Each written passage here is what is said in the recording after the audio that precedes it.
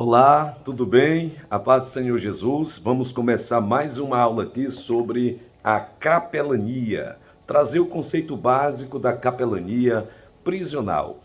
No capítulo 4, verso 18 de Lucas, Lucas escreveu esse livro, essa biografia, retratando a infância de Jesus, mais detalhada, e também descreve que Jesus é o Filho do Homem, ou seja, o homem perfeito, que veio para buscar e salvar aquele que se havia perdido.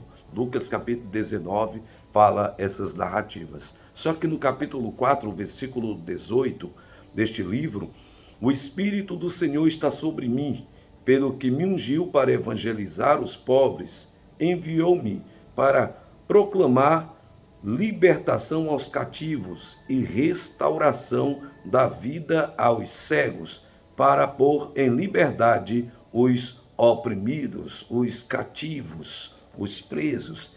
É lógico que esse texto, em primeiro momento, ele está relacionado à questão da lei que estava enferma e aos pobres e oprimidos, em relação lá a Mateus capítulo 11, verso 28. Vinde a mim, vocês que estão cansados e sobrecarregados, e eu vos aliviarei. Tomai sobre vós o meu jugo e aprendei de mim, que sou manso e humilde de coração. E só assim vocês estarão encontrando descanso para as vossas almas. Então esse é o texto dentro da hermenêutica, mas fazendo uma ligação aqui às exigências para a prática do evangelismo no presídio. Vamos para algumas exigências para esta prática no presídio. Estamos falando na página de número 52 do nosso livro 1 da capelania, prática do amor ao próximo. São várias as exigências, porém vamos destacar aqui pelo menos algumas, considerando aqui o nosso texto base de Lucas, capítulo 4, versículo de número 18, e falando sobre alguns outros textos. Vamos lá? Primeiro, conhecer muito bem a Bíblia e saber usá-la. Tem gente que às vezes vai ao presídio e ele não grifa nenhuma das mensagens dos textos bíblicos, chega lá, fica falando coisa com coisa, e na verdade você tem que ter uma mensagem direta e uma mensagem também que traga responsabilidade. Está em Atos capítulo 8, verso 31, Salmos 119, o verso 5, e 2 Timóteo capítulo 2, o verso 15. 2 Timóteo capítulo 2, versículo 15, vai falar: procura apresentar-te a Deus aprovado, como obreiro de que não tem do que se envergonhar, que maneje bem a palavra da verdade. E são outros textos.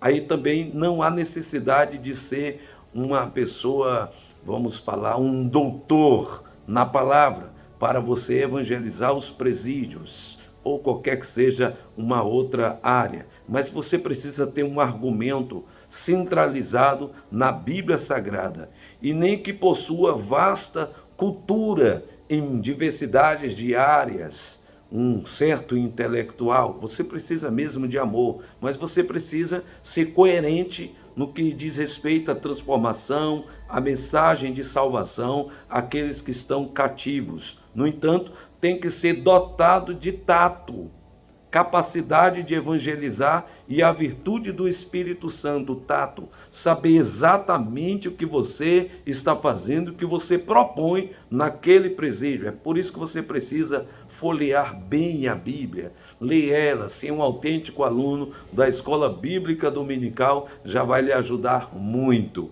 Deve manter a leitura constante, que está em 1 Timóteo capítulo 4, versículo de número 13. Conhecer a vida das pessoas e suas desculpas. João capítulo 4, versículo de número 16. Uma coisa interessante em relação a conhecer bem as situações das pessoas é que você deve saber que as pessoas que ali estão, ou estão esperando o julgamento, ou já foram julgadas, ou pessoas que se dizem inocentes, ou pessoas que devem ter praticado algo que chegou ao ponto de estar ali, ou outras pessoas também que talvez são inocentes, mas estão ali como se fossem culpadas. em Provérbios 19:19 diz assim: o homem de grande ira tem de sofrer o dano, porque se você livrar ou livrá-lo, virá a fazer novamente. Então, eles estão ali pelo um sistema dentro da Constituinte de 1988 e o Código Penal também. Geralmente as pessoas tentam escapar com as mais diversas artimanhas. Devemos estar preparados para enfrentar os contra-ataques dos que têm convicções religiosas falsas. Não é fácil evangelizar um presídio. Ali tem de tudo, tem de todos, tem várias ideias, vários pensamentos, e sempre haverá alguém que vai confrontar o que você dirá. E Mateus capítulo 24, os versos 5 ao 11, é um texto base para você estar lendo. Também 1 Timóteo capítulo 4, versículo 11 e 2 Timóteo capítulo 4, os versos 3 e 4. São textos bíblicos que vai orientar você nesse aspecto das exigências para a prática do evangelismo no presídio. O evangelismo nos presídios consiste em você trazer a mensagem de fé, de amor, de esperança, mas você tem que ser centralizado e saber que as pessoas estão ali, elas estão por algum motivo. Ou então você não pode ter dó, você não pode ter pena, você tem que ter a misericórdia. E essa misericórdia, ela tem que ser relacionada à soteriologia, que é o plano de Deus para a salvação da raça humana. E nós podemos conhecê-la e praticá-la, estudando a Bíblia, que nos ensina que seremos pessoas amáveis e que transmite assim o amor que está em João capítulo 3, o verso 16.